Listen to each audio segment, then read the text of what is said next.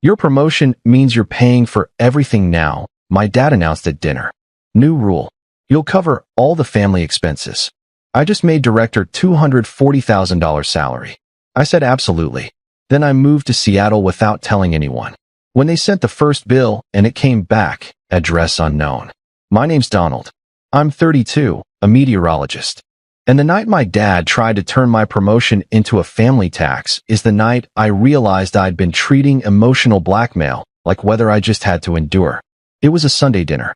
The kind my mom liked to call family tradition, and I like to call 3 courses of criticism with dessert. Roast chicken, overcooked broccoli, the hum of the dishwasher in the background. And then my dad cleared his throat. He never cleared his throat for nothing. Your promotion means you pay for everything now. He said like he was reading out the results of an election. New rule. You cover all family expenses. My fork actually froze halfway to my mouth. My mom didn't even look up from carving. It's only fair, Donnie, she added. You're the one with the big fancy job now. My younger sister, Beth, snorted. Yeah, Director Dawn, you're loaded. Don't act poor.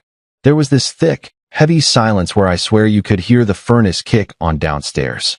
I felt my heart banging in my chest. This wild mix of anger and honestly relief because they were finally saying out loud what they'd been hinting at for years. I put my fork down very carefully, so my hand didn't shake. Absolutely, I said. My dad's eyes narrowed, suspicious. Good, that's settled then. I smiled. It probably looked wrong on my face, like a storm that decides to turn around instead of hitting land. Because what I didn't tell them was that on Monday morning, I was signing my relocation package. On Friday, I was moving to Seattle and they weren't invited. To understand how we got to that dinner, you need to know how long I'd been paying for everything without the rule. I grew up in a small Midwestern town where the sky feels 3 sizes too big and people treat weather like gossip. Storms coming, neighbors would say over the fence. Yeah, my dad would reply. Donald will fix it. He meant it as a joke, the way he meant most of his digs. I was the kid with his nose in books drawing clouds in the margins of my homework. I could tell you the difference between cumulonimbus and altorice before I could parallel park. My parents loved to say they were middle class with old school values, which translated to we won't help you, but we'll still claim credit if you succeed. My dad, Mike, worked at an auto parts warehouse. My mom was a receptionist at a dentist's office. We weren't poor, but money was always a subject, always the tension in the room. I got my first job at 15, stocking shelves in a grocery store. I wasn't saving for a car or a new phone. I was saving for escape velocity. College wasn't really for people like us, according to my dad. You're not one of those fancy kids, he'd say. Trade school, something practical. Meteorology is just guessing and smiling on TV. He said that the day I got my acceptance letter with a partial scholarship for atmospheric sciences. I still remember the way my hands shook, the way my mom frowned at the tuition numbers. Well, we can't help, she said immediately. You'll have to take out loans. Your father and I are not going into debt for clouds. So, I took loans, all of them. I worked campus jobs no one wanted. Graveyard shift at the library, cleaning the labs, TNG intro classes at 7 o'clock a.m. I studied radar signatures at 1 o'clock in the morning while my roommates slept. My parents never visited campus, not once, but they called. Oh, they called.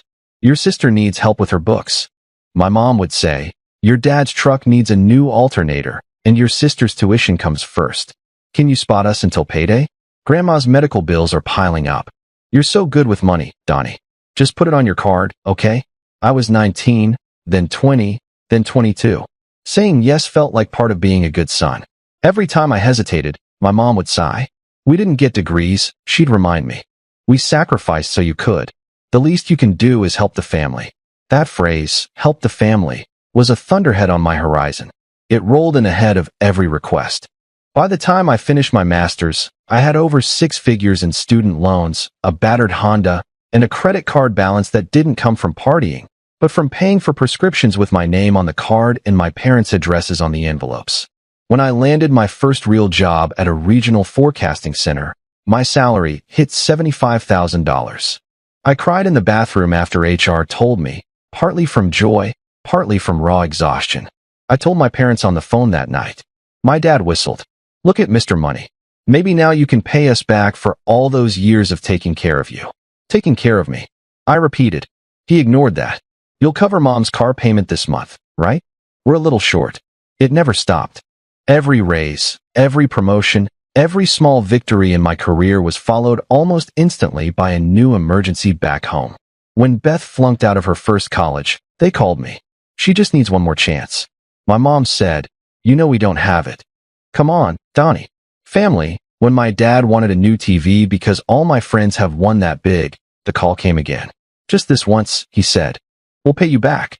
They never did. The balance went up. My patience went down.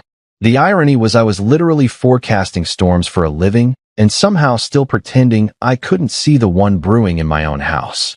Work, however, was the one place in my life that made sense. I love weather.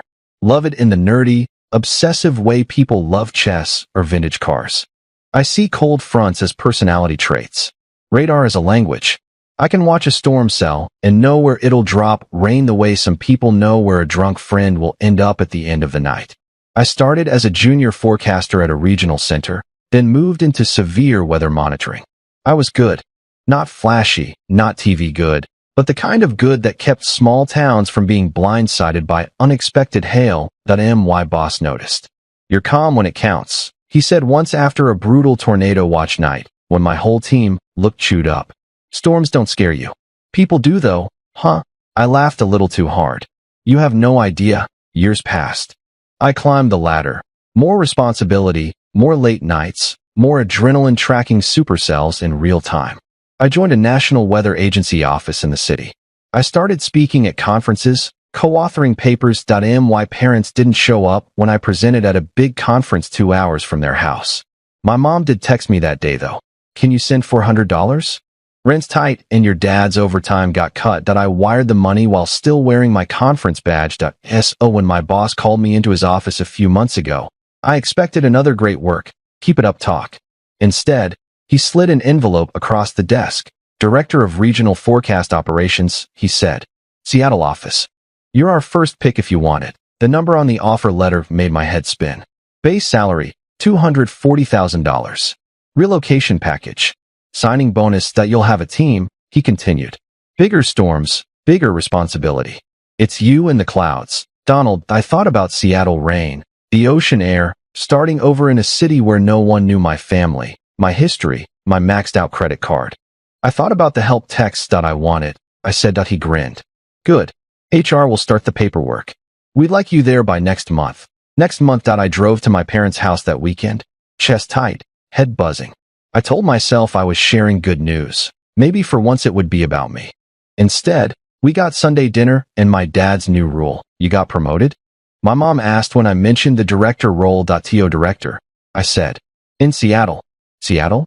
Beth blinked. "Why move there? It rains all the time. You already do weather." "Hey," my dad cut in. "It's good," I said carefully. "240 base?" My mom squeaked. She sat down hard like someone had pulled her strings. My dad leaned back, hands behind his head, like a king surveying land. "My boy, the rich man," he said. "I'm not rich," I started. "I've got loans. You've been living cheap forever," Beth interrupted. "You're fine if that's doctor money," my dad said. "That's finally pay your parents back money." My stomach twisted. "I've been helping for years." My mom waved it off. "Those little transfers? That's just family. We raised you. Now it's your turn to step up properly." "Properly," my dad echoed, lifting his glass. "Which brings me to something we discussed. Your promotion means you pay for everything now. New rule. You cover all family expenses." I stared at him. "What does all mean?" "House, utilities, groceries," my mom listed. "Your sister's rent, loans, gas, insurance. You're the one who can afford it." "Dad still works," I said. My dad's jaw tightened. "My back is shot. I've put in my years. Your sister is still figuring things out." Beth looked at me. "You'll help, right?" "You always do." "You shouldn't nickel and dime us now," my mom added. "We're your family. You owe us." There it was. Owe us. Like it was fact. Like my life was a debt. Something in me finally shut down, like a collapsing pressure system. I'd spent my whole life trying to predict this storm. I put my fork down. "Absolutely," I said. They froze. "Absolutely?" my dad asked. "Yeah," I said calmly. "If that's how you see it." "New rule accepted." Beth smiled. "Finally." My dad nodded. "That's my boy." They talked about upgrades and relief. I smiled, nodded, even wrote down bills. Then I went home, opened my laptop, and stopped pretending I didn't know where this storm was headed. I canceled every autopay that wasn't essential. Removed my parents from my credit card. Set up mail forwarding to a brand new P.O. box in Seattle. More guessing the forecast. On Monday, I signed the relocation package. By Friday, I packed my life into a moving pod, boarded a plane with 2 suitcases, and flew to Seattle. I didn't tell my parents the exact date or my new address. They still had my number. For the first time, that felt like enough. Seattle was rain and freedom. Gray skies, green everywhere, coffee on every corner. My office overlooked the water. When storms rolled in, the team watched like it was a show. I found a small apartment. Nothing special, but it was mine. No history, no ghosts. My first paycheck landed. I sat on the floor and stared at it. For the first time since I was 18, no one else had a claim on my money. The next day my mom texted, "Sending the bills this week. Remember the new rule?" I didn't agree. I just said, "I'll look at them." They mailed the bills to my old address. The envelope was returned. That night my phone exploded with calls and messages. I let it ring. When I finally called back, my mom was angry. "Why didn't you fix your mail?" I told her I'd changed the system. My dad jumped in. "You agreed to pay everything." I said I agreed to help, not to have everything put in my name without control. They accused me of going back on my word. I said I was setting boundaries. My mom mocked the word. "You don't set boundaries with family." I said, "I do now." Beth complained about rent and car payments.